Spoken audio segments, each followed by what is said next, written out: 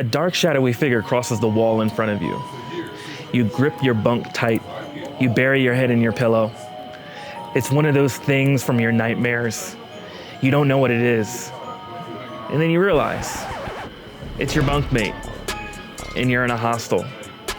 And this is just one of those scary stories and scary scenarios that you always hear about. And you might just hear a story like that tonight, as well as some other stories on this special Halloween episode of the BHostel podcast. I'm your host, Bryant Perkins. Thank you for checking in with us. And if you liked any of these stories, smash that subscribe button like you're smashing a pumpkin 5 weeks after Halloween that's still left out on somebody's doorstep. Leave a review, leave a comment, because they really help us grow this channel and reach more people in more hostels, not only in the United States, but around the world. So sit back, relax, and listen to some of these stories that we're bringing to you tonight. And maybe it'll take the edge off. We'll be back with you in a minute.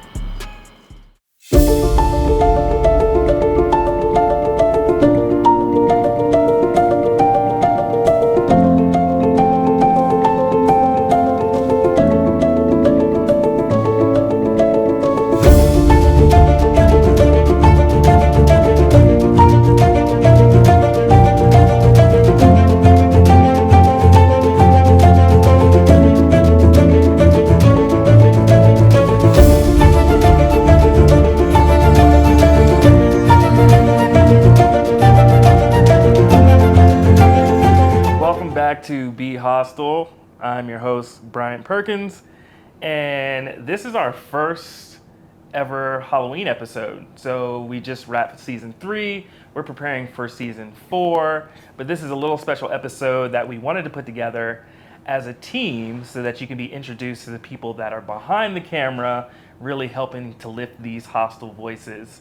Because the show is nothing without the guests, but it's definitely nothing without the people that you see over here that kind of put everything together. And I'm going to let them introduce themselves in all of their onesie glory.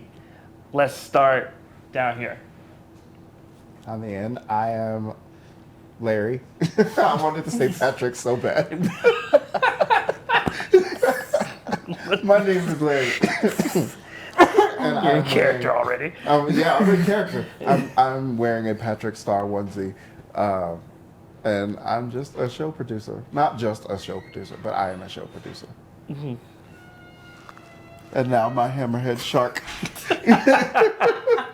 In case you were wondering, it's a hammerhead. It's a hammerhead, I swear, I hope so. See, there's even a mean mouth here. Yeah, it's very mean. I swear, I'm not mean. I'm Emma. I am a Hammerhead tonight, next to Patrick Star and our lovely other friends over here. I'm also a show producer. Right? Yeah. I'm also a show producer. Mm-hmm. Happy to be on the team. And I'm Brooke, aka Perry the Platypus. And I am also a producer of BHostel.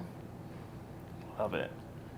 And so, why did we choose the specific onesies that we have on tonight? I'm just curious. Oh, by the way, I'm Where's Waldo, but I'm like on the black version, so I'm like, Where's Wallace? Where's Wallace? And I'm in search of my culture. So, This is what I'm doing today. It's either this or Andre 3000, which is like kind of the same dude. So yeah, what's the inspiration behind everybody's costumes, since I just gave you mine? Emma brought these onesies. And I brought Perry. Oh, That's true. Yeah. That's true. Well, I brought our onesies over here. Yeah. And, I saw the Patrick Star option. I wasn't going to be that guy and just pick it, but nobody else picked it. And my wife and I quote SpongeBob literally all the time. So I was like, got to be Patrick. I love it. Patrick Star is the tits. What made you go with the Hammerhead? Did you say tits? Yeah, Patrick Star's the tits. What? What am I missing?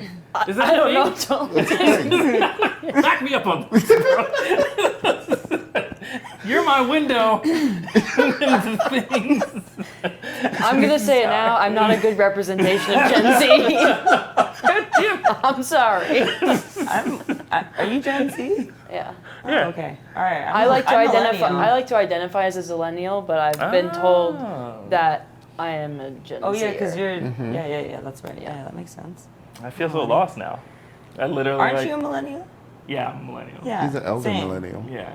Well, whatever. Same. Yeah, I'm the cutoff. Like 81, 82. Uh-huh. So 82 is the actual. The cutoff on the other Anyway. one. Okay. Why Hammerhead shark? Well, I wanted to bring the team onesies so we could all have something fun to wear. These were the options were Patrick Star, the Hammerhead, and I had a zebra. I started off in the zebra, but then I realized it wasn't funny enough, so I had to go with the Hammerhead. Had to go with a suggestive onesie. Yeah.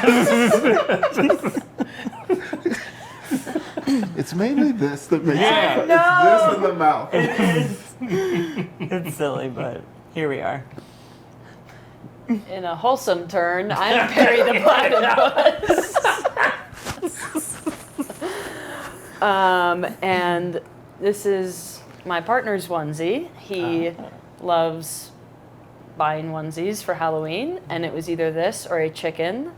And I chose Perry the Platypus. Love it. Because why not? I love it. And again, I'm Where's Wallace.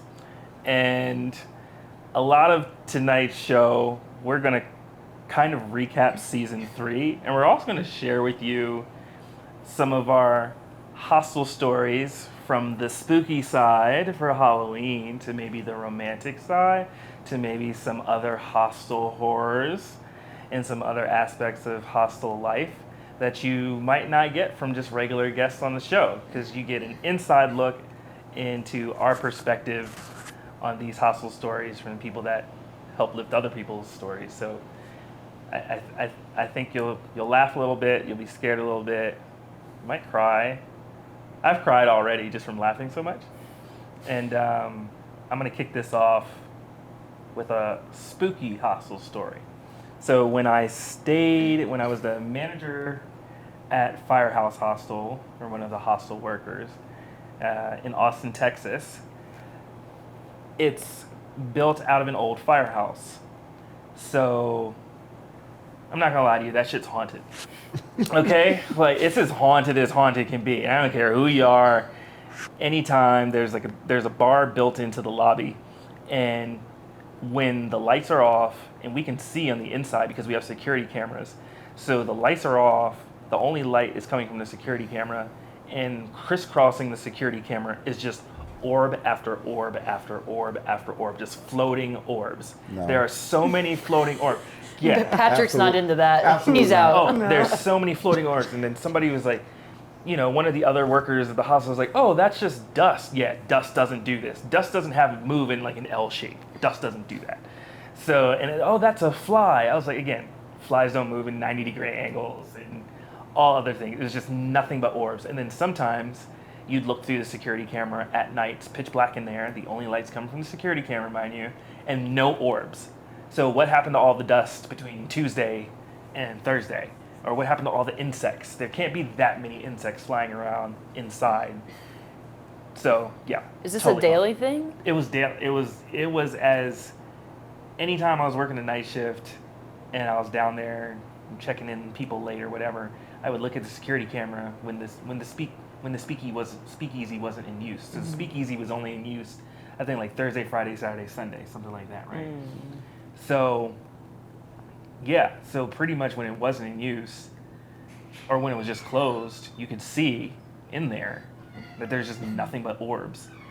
And then maybe at some period there wasn't an orb. There wasn't any orbs you can see on camera. I'm like, okay, well, it's not a swarm of insects inside in a bar, and it's not dust. So, yeah, that's just haunted.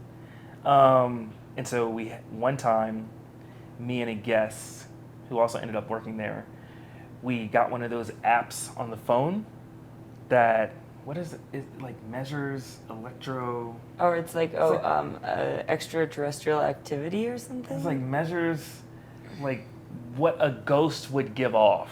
Like the app measures it with numbers and stats and data in real time.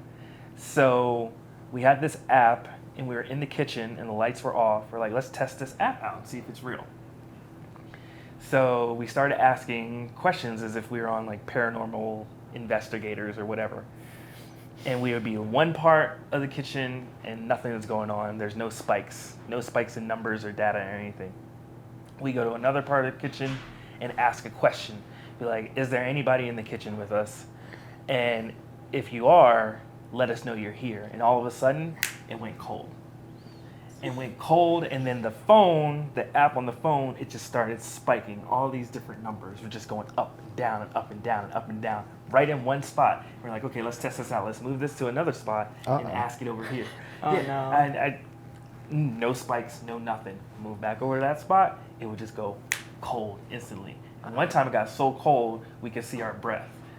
And we're like, okay, something must be. Like it was cold in the room? Yeah, it was cold. It was just But like then a you cold walked over spot. there and it wasn't cold Wasn't anymore. cold at all. I cannot tell you how fast I would have thrown that phone Oh, I'm telling you. across the room. It was, once it got so cold that we could see our breath, we were like, okay, this thing must be right here. And we just darted out of there. Yeah. Out of the kitchen. We didn't even lock up. We didn't finish cleaning up or anything. You're like, okay, that's the first and last time I ever like messed with the paranormal. Because why? Why? It's like why test it? Why No. tempt it? Then it like follows you home, and next thing you know, it's like Final Destination. No, once you start talking to them, they got you. You don't talk to ghosts. No. I don't talk to ghosts. Other people might, but I don't. So No, thank you. that was my hostel spooky story. Who's got another That's one? spooky. That's creepy. yeah. I do believe in ghosts now. Yeah. I didn't believe in ghosts Yeah. before. Had I any feel of the like if other- you have yeah. like a real firsthand experience like that, it's like, okay, Yeah. all right. Yeah. I Don't mess with. No. And especially when it gets cold to the point where you can see your breath, and it's like, we're in Texas. Yeah. Yeah, that's not right. That's the Yeah. part that's a little more That's creepy to weird. me. Is Yeah. like ghosts from the South scare me more than anywhere else. And we're in an old firehouse. I'm like, who knows? Dead fireman, fire Yeah. person. You know, is this what? You know, are we on indigenous land? Is this? Yeah. You know, Yeah. like it's just an older. I feel like the South is just older. Had you heard anything from other guests of experiences? Question? No, but I was obsessed with that camera in the speakeasy. So I would randomly take guests and pull them aside and be like, look at this. What do you see? Just to I'm make not sure you weren't crazy. going crazy. Right. So Like, what did do you you also think you have see? like logs in your room and like charts taped on the wall and like times and trackings and things? Were you that guy at the hostel? You know what? I could have easily been that guy, but I was a dad and I was like, yeah, I don't want anybody to keep me from my kid. So I'm going to If they walk in this room and see this stuff, they're gonna be Yeah. like, "No." I don't need unfit anybody parent. like phoning her mother and be like, yeah, just cut off visitation right now. So no, I dialed it back and just kept it to personal logs and this podcast. So yes. Love that. All right. Thank you for listening to that first story. We'll be right back after this commercial break from our sponsor. And when we get back, we're going to maybe have some more hostel stories from Emma, but they won't be domestic. They'll be international. So stay tuned. Hey, Brian Perkins from the BHostel podcast. And hopefully you've been enjoying this very spooky and very hilarious Halloween episode. If you like Halloween stories, spooky stories, or any kind of hostel stories in general, please smash that like button after you're done unwrapping your Hershey bar. Give us a like, leave us a review on Apple Podcasts. Those things really help the show grow. Now, back to the spooky funniest. Welcome back to BHostel. This is the Halloween episode between season 3 and season 4. Again, it's another episode for you to get a closer look at who we are, just how crazy we are. but just how passionate we are about telling these hostel stories because we have some of our own, and we're going to kick this part of our show off with a story from Emma about her hostel travels out of the country. Thanks, Bryant. You're welcome. I do what I can. You do great. Yeah, so most of my travel hostel experience has actually been abroad. So mostly in Latin America and Europe. So I've actually never stayed in a hostel in the US, but all of my hostel experiences and stories have come from mostly Latin America, South America, and Europe. But yeah, so I went to Ecuador by myself for a month and a half. It was long story short, I lived in Guatemala and I wanted to take myself on a trip. I was trying to go with friends. They couldn't go, and I said, you know what? I am gonna do this for myself, even if no one can come with me, because I want to have this experience. So I went to Ecuador. My original plan was to stay about 3 weeks, but that ended up extending. So I actually had started off the journey in this small beach town called Montanita of Ecuador. It's kind of like a party beach surfer town.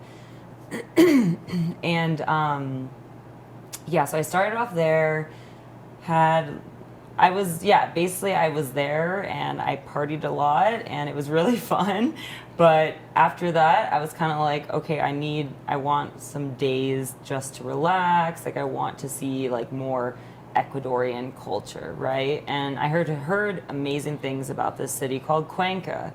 So I was like, you know what, I'm gonna go to Cuenca. This sounds great. And I had kind of like, how I travel is like I plan out things that I want to do, but I'm not so rigid in like, this is day 1, this is day 2, this is day 3. So I kind of let there to be some flow and just see who I meet and see where kind of experiences take me.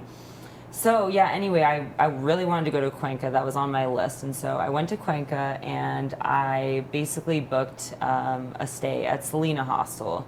If you don't know, Selena Hostel is like, they're a big chain, so they have hostels all over the world. And normally I like to actually stay at kind of the smaller, more boutique hostels, but the Selena Hostel was like in a really great location of Cuenca. So I was like, you know what, I'll just stay there. I know Selena's good and I can stay like very close to some of the places I want to go. So I ended up staying there and I walked in, was just very hungover and was like, I just need to like chill. I want to meet some good people, but just like, you know, see where this kind of goes. Wait, and you showed up to the hostel drunk? How did we skip the whole getting drunk part? Oh my God, no, I was hungover from the 3 bender nights I had before. Yeah, you like skipped past the best part. It's like, so by the way, I was up for 72 hours. Then I hit the hostel. I was trying to keep it PG-13, okay? So I just stumbled in. Yeah, so no, in Montanita, I mean, there's this like strip where there's all these clubs and everything, and so I was at another hostel there, made some friends, and was just kind of like, we'd party all night, sleep during the day, kind of did that rinse and repeat for like 3 days. So by the time I got like on the bus to come to Cuenca, I was like, I am a pile of, you know, I need a place to chill and rest. So yeah, to your point, that's kind of what was, and I'll spare the details of Gotcha. the partying, but 72 hours of that. I did sleep, but not enough. No, not enough. Not at all. Not nearly enough. So yeah, I come to this hostel. And like one of the first things I just remember is like the people at the front desk, they were so nice to me.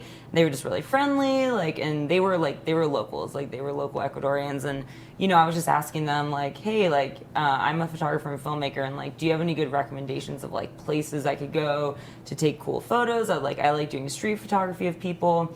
And they're like, yeah, we do, but actually there's this guy on our staff and he's a filmmaker here. Like, you should actually talk to him. I feel like you guys have a lot in common, and like, yeah, he's actually working like later today, and like you should just come to the front desk and chat with him. So I was like, okay, cool. Went, rested. I ended up coming back and chatting with him for a while, and it was actually really nice. Like, we had a lot in common, and he was just telling me about like his life in Ecuador and just like how he grew up and everything. And so I think at this point I remember I left and I went to go get dinner. And then later on I came back and he was still working, and he was like, hey, like, do you want to actually have a glass of wine with me on the rooftop? And I was like, okay, yeah, like I could be into that, you know? It's a pretty good offer. Yeah, I was like, that sounds nice. I wouldn't I was turn it like, down from you you. know, like what do I have to lose here, you know? Just And, your like, life. yeah, just time, you know, just yeah. time, yeah.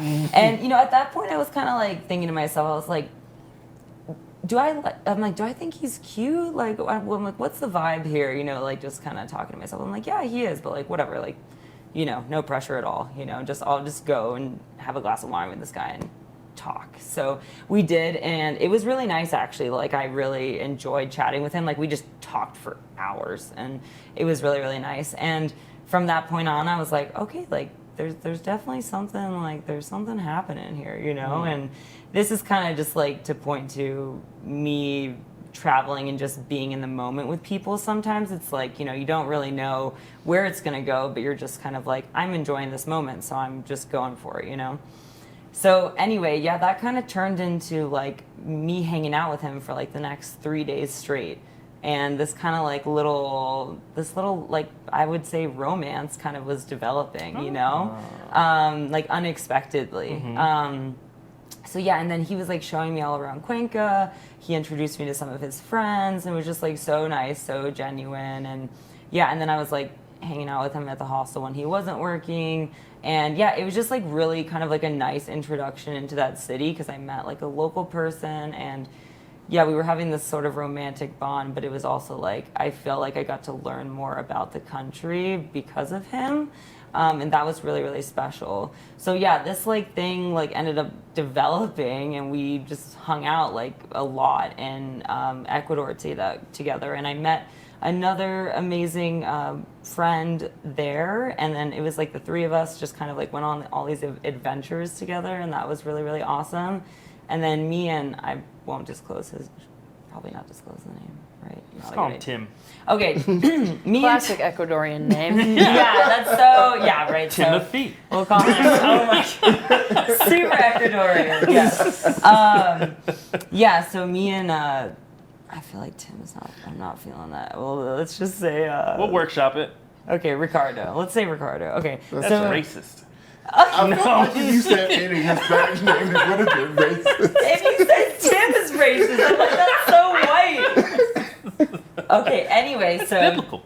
There's Ricardo. named Tim somewhere. Yeah, I'm like, I'm not sure. We want to hear from you in the comments, Tim. Yeah, what do you think? What do you think about Tim? So anyway, yeah, him and I, we were just, it was a blast, honestly. We were just having so much fun together. And, you know, this was like a thing where I was like, I don't know where this is going to go or how this is going to develop or what's going to happen, but like, I'm just enjoying my time with him now, you know? And so, yeah, we just kind of like, so then I ended up staying in Ecuador a lot longer than anticipated. And so we were kind of just like, we were dating at this point. Yeah, you know, like, yeah, dating, you know, but in the context of me being there. Anyway, so we decided actually to take like a trip together, which was kind of a ballsy idea. I'd only known this guy for like 2 weeks, you know, but I just felt like this like strong bond. So anyway, we decided to take this trip, and we went to the Amazon in Ecuador together. And we really like, what we really wanted to do is we really wanted to try to meet like an Ecuadorian indigenous tribe, and like, you know, just try to get connected with more of like the people living in the Amazon. But what we quickly realized is that is a lot harder than we thought. It's also a lot harder to like get into like the deep of the Amazon unless you're with a tour and unless you have like a specific guide. So we didn't end up doing that, but we still had like a really nice time, and it was just really beautiful, and the nature was amazing. So yeah, so I guess the moral of my story is like, you know, you never know who you're gonna meet and where it could lead. Sometimes to a boyfriend, sometimes to a new best friend, sometimes to a business partner. You just never know, right? And so I think for me, one thing is just like when you're traveling, you should just be open. Just be open to experience. Just be open to connecting with new people. And, you know, yeah, just have an open heart and open mind, and it could lead you in magical ways. I love that.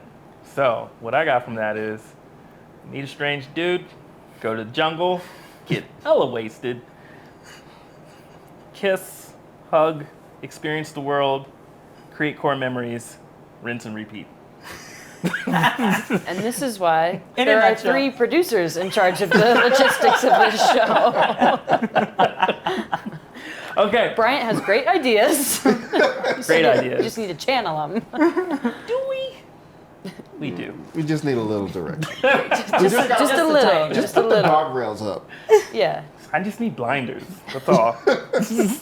Okay, when we come back, we're going to hear a couple more stories. Stay tuned. Catch you in a minute.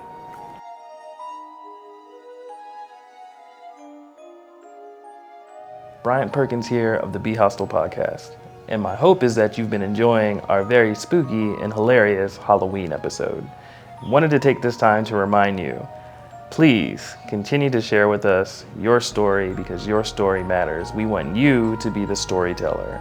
So please contact us at hello@bhostelpod.com. Send in an audio file straight from your phone.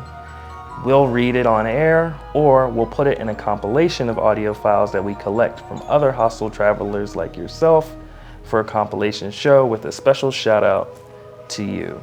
Or write in your story and we'll put it in our newsletter that comes out every quarter going forward.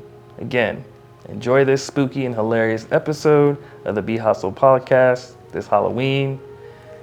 Check back in with you in a minute.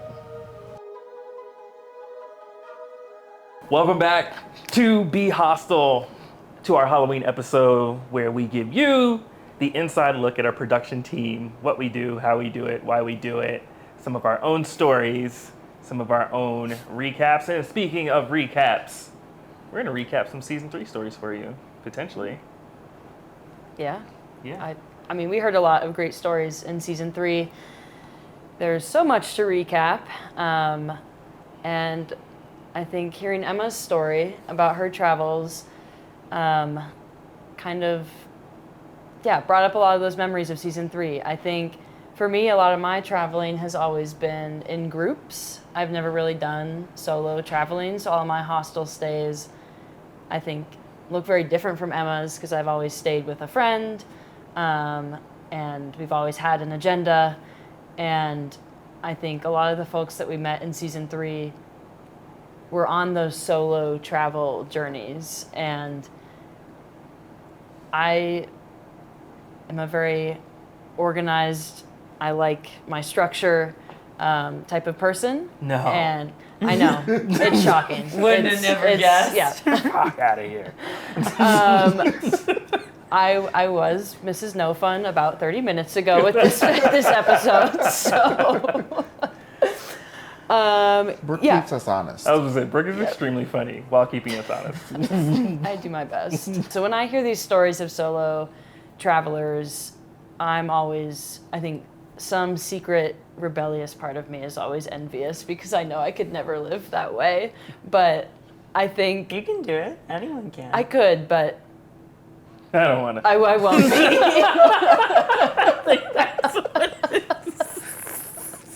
It's the most honest. Like that.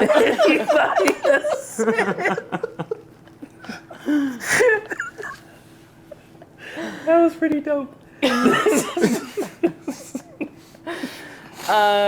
Who knows? Maybe you 3 will inspire me. I don't know. But I think one of my favorite parts of season 3 was coming across all of these folks in these specific points in their journeys.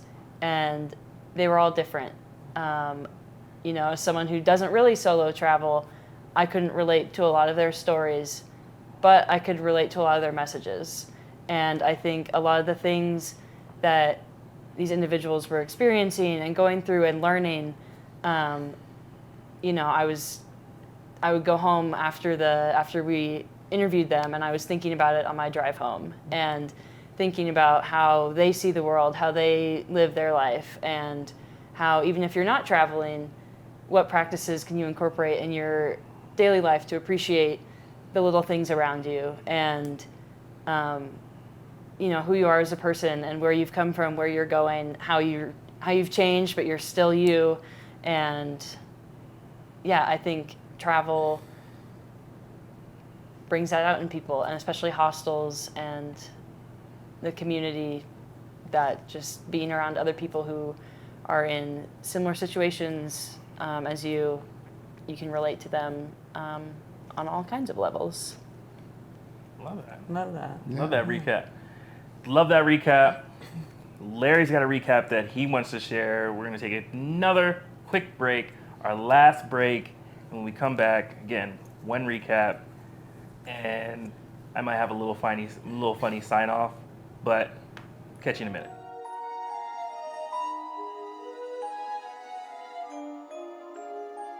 Ooh. Hopefully you've been enjoying this spooky episode of the BHostel podcast this Halloween. We want to hear your stories. Maybe not the spooky ones, but the other hostel stories that you got locked away in that little brain of yours. Whether it's domestic, whether it's abroad, whether it's underground or in the clouds, doesn't matter. You can send those stories to us via an audio file at hello@bhostelpod.com, or you can write in your story and we can read it live on the show. Because we're always trying to make compilation episodes for you to enjoy as a traveler, solo traveler, group traveler. We love those stories. Remember, BHostel Podcast, send them in, hello@bhostelpod.com.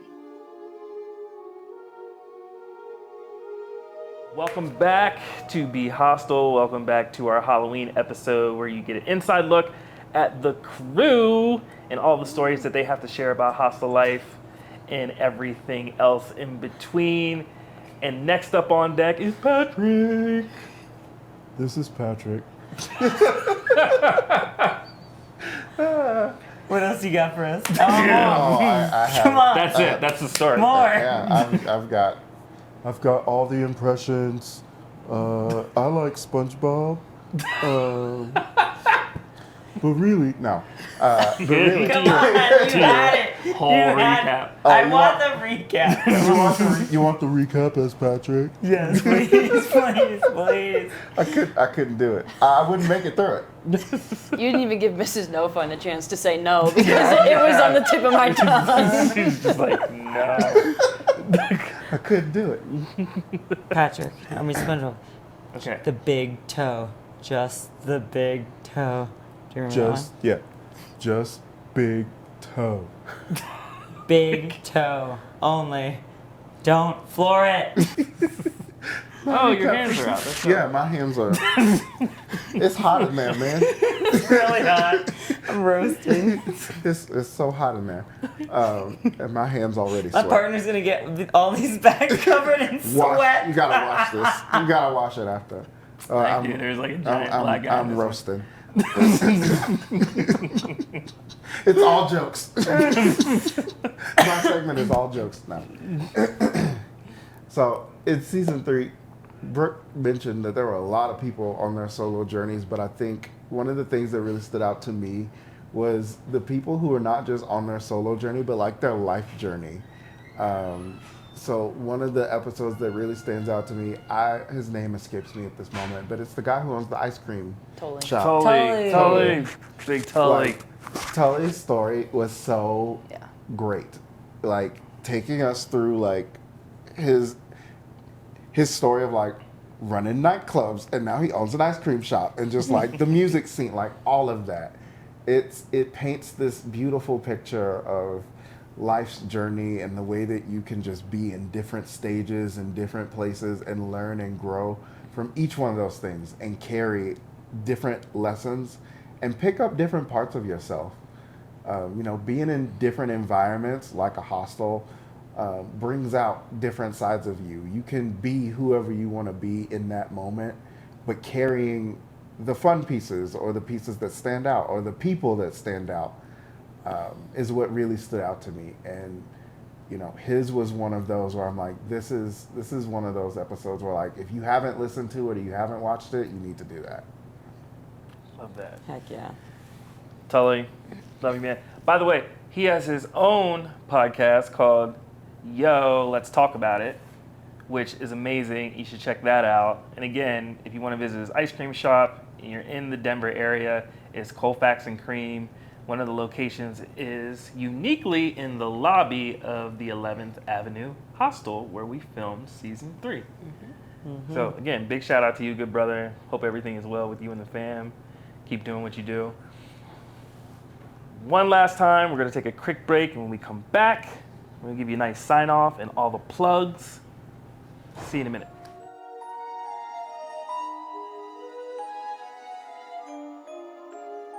Welcome back to the BHostel podcast. Thank you for joining us. If you've gone this far in our Halloween episode, and we couldn't be a podcast and we couldn't be a production without signing off and giving you the plugs. Yeah, if you have a hostel story, good, bad, ugly, we want to hear it. Contact us on our website, BHostelPod.com, and reach out to us, say hey, or submit your story there, whatever you want. We'd love to hear from you. Yeah, and you can also email us at hello@BHostelPod.com and share with us that way. Or if you're one of our friends on social media, we are at BHostelPod. Leave a comment, send us a DM, however it is that you like to communicate. We would love to hear from you. Audio file, you can write it in. However you feel you need to get your story out to us, we'll work with you to get your voice lifted and your story told and you heard. Once again, this is BHostel, where strangers become storytellers. This is Brian Perkins, your host. And from the crew and all of us, we say, Happy Halloween!